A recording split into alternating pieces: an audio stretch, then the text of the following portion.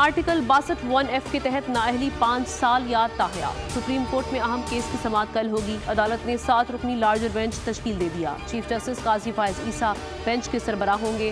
Bench में justice Mansoor Ali Shah, justice Yahya Afridi, justice Aminuddin Khan, justice Jamal Khan Mandokhel भी शामिल।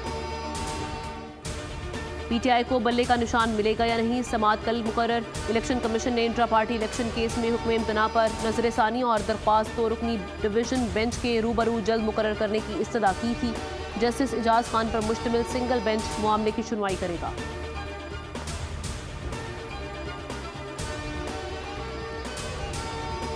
सेनेट से पाक फौज के खिलाफ मनफी प्रोपेगेंडा पर सख्त सजा की करारदाद मंजूर। पाक फौज और सिक्योरिटी फोर्सेस के खिलाफ मनफी और बदनीयती पर मबनी प्रोपेगेंडा करने वालों को सख्त सजा देने का मुतालबा।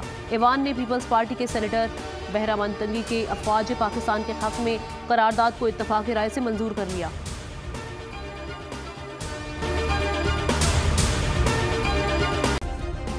सब्सक्राइब करें और बेल दबाएं ताकि कोई खबर रह न जाए।